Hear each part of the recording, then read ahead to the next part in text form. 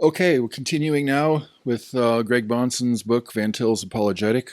And today I'm going to finish section 4.1, which we started last time in video number 16.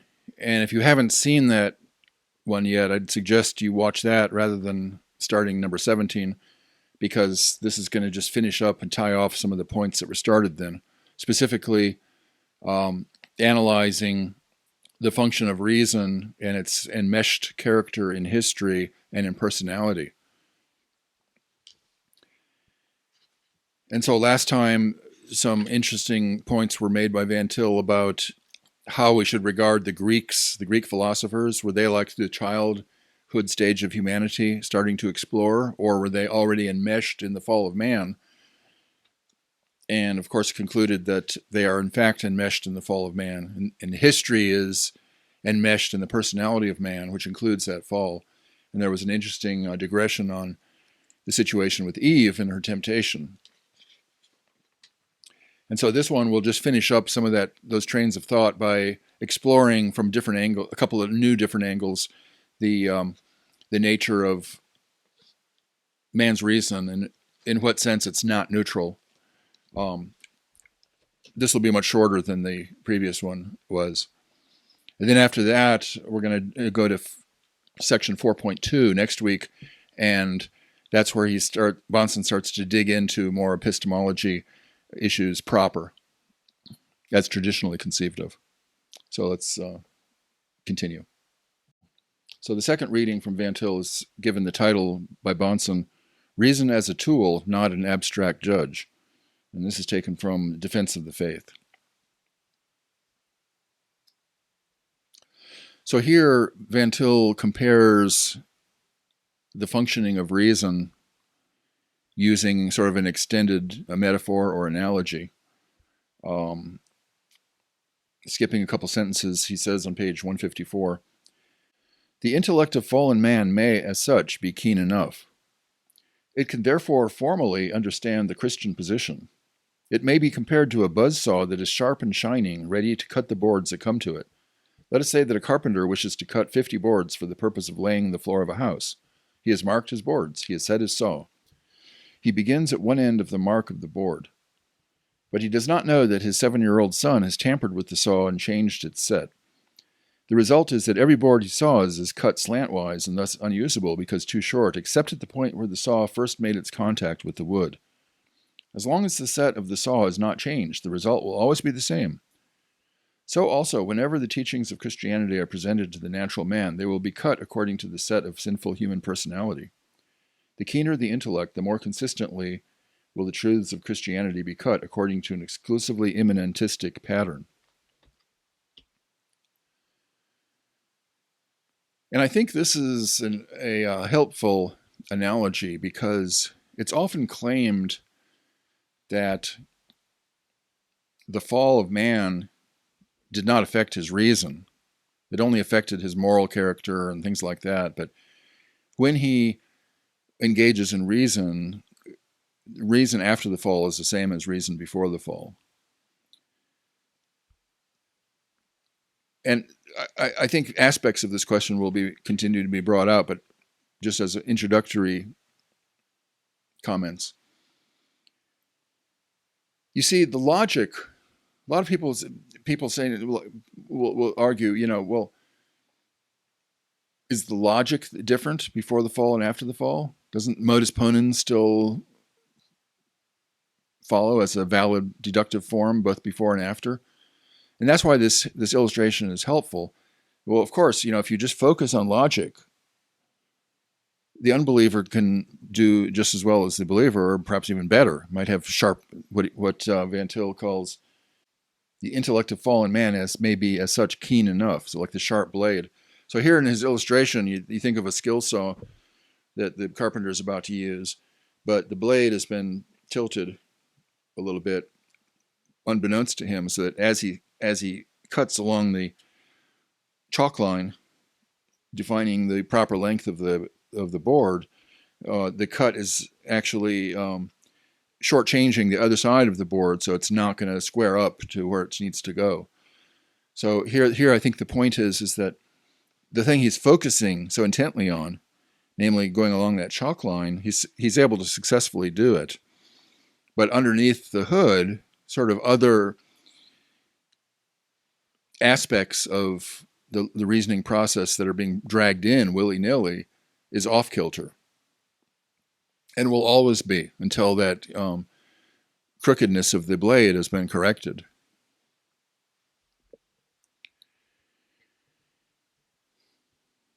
Continuing on page 155. It is not our purpose here to deal fully with the question of reason and revelation. Suffice it to note the ambiguity that underlies this approach to the question of the point of contact. When Hodge speaks of reason, he means those laws of belief which God has implanted in our nature. Now, it is true, of course, that God has planted such laws of belief into our very being. It is this point on which Calvin lays such great stress when he says that all men have a sense of deity. So we talked about this a bit in an earlier video as to whether reason should be spoken of this way as a law of being or the knowledge of God being implanted. To me, these are all metaphors that can be challenged as to whether they're really referring to something definite, but without changing the point here. And I think the point, though, is not so much that, as Hodge says, reason is those laws of belief which God has implanted, but rather that reason is not like a separate thing that man picks up like a coffee cup and sips from, but reason is something he does, one of the activities he does, and the man doing the reasoning has been corrupted. And how does that show if reason is being exercised? Well, it shows in the choice of topics. It shows in those topics that he finds interesting. He doesn't find God very interesting, probably. Or if he does, it's a God of his own creation that he finds interesting. And where does the material that reason crunches on, that gets judgments are made about and entered into syllogisms, where does that stuff come from? Well, that's churned up. That is itself extra rational. It's dealt with by the reason, but it doesn't get produced by reason. Where does that come from and why? I thought maybe a way to illustrate this difference between reason as such versus the stuff that the human personality chooses to reason about would be the traditional stereotype of masculine and feminine reasoning. And in making this illustration, I'm not endorsing stereotypes or generalizing about people. I'm just kind of using something that's kind of familiar in our discourse to kind of illustrate through the back door this reason versus personality distinction that needs to be made. You know, the traditional complaint of men is that women are irrational. Straightening up their hair is all they ever do, said Henry Higgins in My Fair Lady. And then the counter complaint of women is that you men are clueless. You'll hear this especially with young women. Guys are clueless. And my own way of thinking about this is that what's going on here is not a difference in logic or rules of inference or things like that, but rather what's different between the stereotypical masculine and feminine way of reasoning is that the evidence that's allowed to be put on the table is much smaller for the masculine mind, while the amount of premises, if you will, or propositions or evidence that's put on the table with the traditional feminine way of thinking is much broader. So feminine intuition supplies more premises that can be operated on in terms of logical inference. But the logical process of making inferences is, I believe, the same. And therefore, you know, so-called women's intuition means that women are more sensitive to subtle cues. And so, for instance, Bob always squints whenever he talks about his relationship. Therefore, he's lying. Would be far more likely to be an inference made by a woman, while a man would not even notice the squinting, perhaps. Maybe it's very subtle.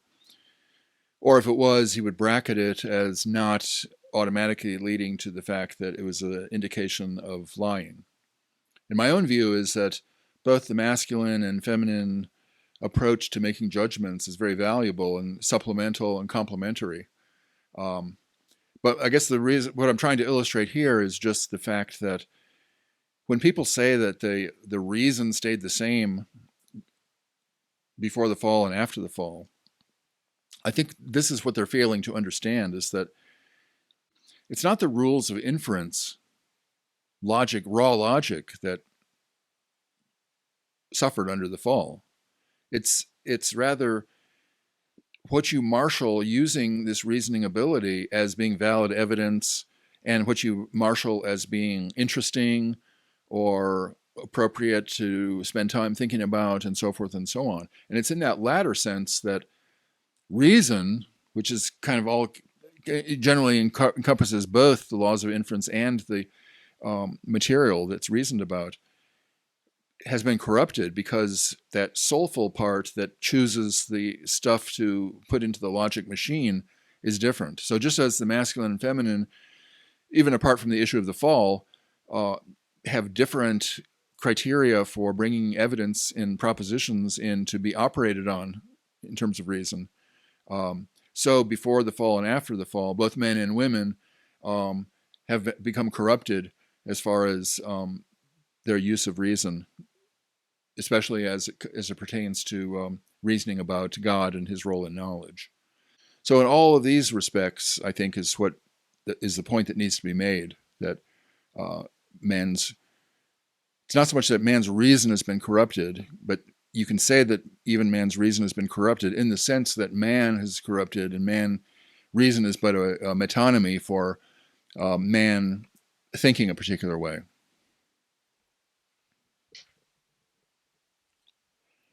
Skipping to the next paragraph, to use once again the illustration of the saw is in itself but a tool. Whether it will move at all and whether it will cut in the right direction depends upon the man operating it. So also reason or intellect is always the instrument of a person. And footnote 21, Bahnsen says, it is good to remember that there exists no such thing as reason in itself, abstracted from and common to both believing and unbelieving ways of thinking. Van Til poses a telling alternative which reveals that reason cannot simultaneously be subordinate to God and stand in judgment over God. As Van Til goes on to say here, the unbeliever cannot both believe and disbelieve at the same time that his reason has ultimacy. So I think that's making the same point, although it's so hard to make that point without constantly slipping back into this notion of reason as a tool, that you can just, with the implication that, the man is there kind of super reason or pre-reason, and then reaches down and takes a tool, and that tool that he picked today is called reason. But reason is enmeshed in his soul. It's a way of being in the world. A reasoning as opposed to, like, say, a sensory experience. So if you're sitting in the jacuzzi, just letting your mind drift, you're not said to be reasoning, whereas when you're pondering the Pythagorean theorem, you're said to be reasoning. But it's just different ways of being in the world that the man has. It's not like a separate tool. So only if that's a helpful metaphor to refer to it as a tool should that way of talking be utilized. So he concludes this section on page 156, where Van Til summarizes the unbeliever.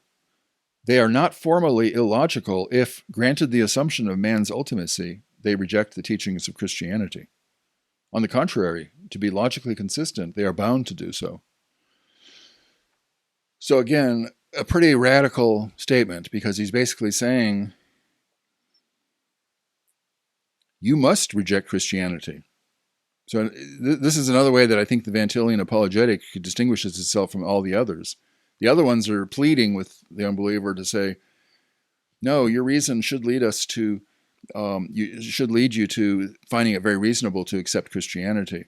Whereas Van Til is saying, no, given your view of what reason is and how it functions, you logically must reject Christianity.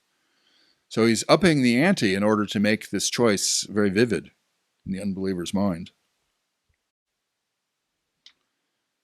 Finally, we come to the third reading, which Bahnsen gives the title, "The Intellectual is Itself Ethical." And this point has been made already a number of times. I don't want to beat a dead horse again, but there's a couple interesting points where he ties it into some theological themes, namely that of the image of God and Christ in his threefold office. So, again, many times the same point is being made, but through a different prism, which can be either tedious or helpful depending on where your thinking is at that moment. But I think this is a little bit helpful. So, recall that the Reformed theologians distinguish the image of God, man created as the image of God, as a wide sense and a narrow sense image. So the wide sense just refers to the things that distinguish man from the beast as far as being a rational person. So his ability to think, reason, and so forth. And the narrow sense is righteousness and uprightness before God and knowledge of God. And Van Til here is going to say that, that is a distinction that's helpful for answering many questions that arise in terms of the fall of man and what was saved and what was lost. But these two can't be separated, and they can't be separated because the wide sense, namely man as a rational animal, so to speak, could not have been the case without the narrow sense. In other words, if man was not, it's not conceivable that a universe could have been created with man merely with that wide sense of the image of God. So here's what he says. Christ came to restore us to true knowledge, righteousness, and holiness. We call this the image of God in the narrower sense. These two senses of the image of God, wider and narrower, cannot be completely separated from one another. It would really be impossible to think of man having been created only with the image of God in the wider sense.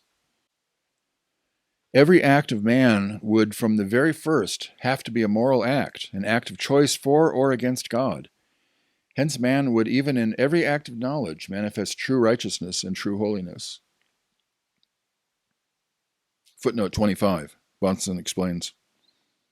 While we can distinguish the image of God in the wider sense, namely the rational and moral character of man which sets him apart from the lower creation, from the image in the narrower sense, namely man's proper use of that capability seen in righteousness and fellowship with God, Van Til correctly notes that we cannot separate the two.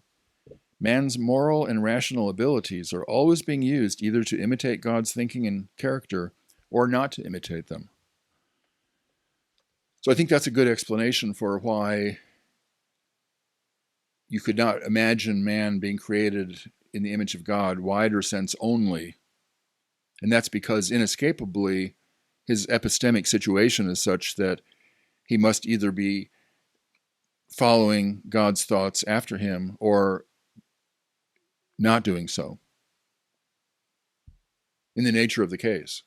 So in other words, what's being denied is that man could have been just created as some sort of a perplexed Martian. Think of a Martian that comes down and is kind of scratching his head, like, where am I? And let's do some experiments to figure out where I landed. No, man was never in that situation and couldn't have been if created by the covenant God. So the narrow sense was a necessary part of his created being. Next, in the same section, Van Til is going to make some points about Christ's threefold office of prophet, priest, and king, which I think sheds a little bit of light. So he's going to make the point that prophet, priest, and king is kind of analogous to epistemological stance, ethics, and assertiveness or will. So the prophet is sort of the speaker, so dealing with knowledge, knowledge, how do we know? So there's kind of an analogy to epistemology. The priest is the one that mediates and repairs the breaches, and hence tied up with the ethical aspect. And then the kingship having to do with the assertion of power and will, conformity, and so forth. So he starts, middle of page 157. Christ's work as priest cannot be separated from his work as prophet. Christ could not give us true knowledge of God and of the universe unless he died for us as priest. The question of knowledge is an ethical question at the root. It is indeed possible to have theoretically correct knowledge about God without loving God. The devil illustrates this point. Yet what is meant by knowing God in Scripture is knowing and loving God. This is true knowledge of God. The other is false. And an important footnote 27, Bahnsen says, in a variety of ways, Van Til contrasts the believer's knowledge of God and the unbeliever's knowledge of God, e.g. knowing deep down, partially self-conscious knowing. The expression used here, false knowledge, is not the most helpful or clear way to express it.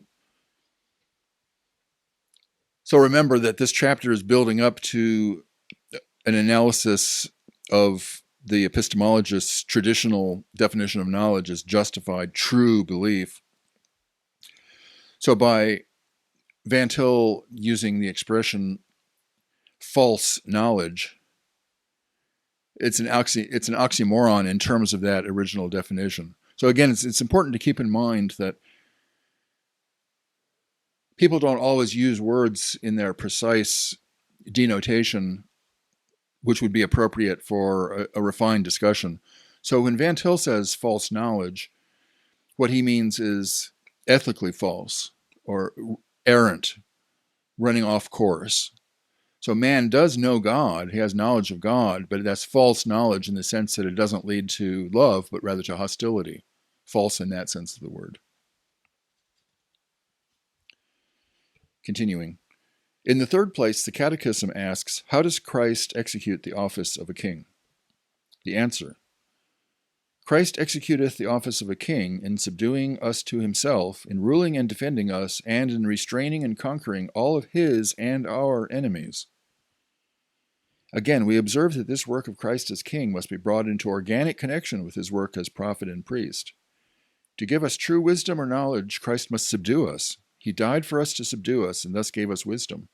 It is only by emphasizing this organic connection of the aspects of the work of Christ that we can avoid all mechanical separation of the intellectual and the moral aspects of the question of knowledge. So I think this is particularly helpful if you're coming to this question from a theological grounding in Lutheran or Reformed theology with its analysis of Christ's work as prophet, priest, and king. And I think it's a helpful way to show that this question of knowing involves all three of these prophetic works of Christ. His kingly subduing of our rebellious will, his priestly atoning for our sin to bring us back into a relation of love, and his prophetic impartation of knowledge. When I first ran into this type of approach of the prophet, priest, and king, I think it was when studying Vern Poythress's book, Science, Philosophy, and the Sovereignty of God, I think it's called. This is like one of his very first books. I was kind of off-put because Poythress picks up on this threefold office in discussing knowledge and science and so forth. And at that time, I felt like that was naive. But having now for several decades immersed myself in theology and further reflection, I want to go back and reread that book by Vern Poythress because I think that that actually is a helpful way of analyzing the situation. This brings us to the end of section 4.1. We'll continue with the next section next time. See you then.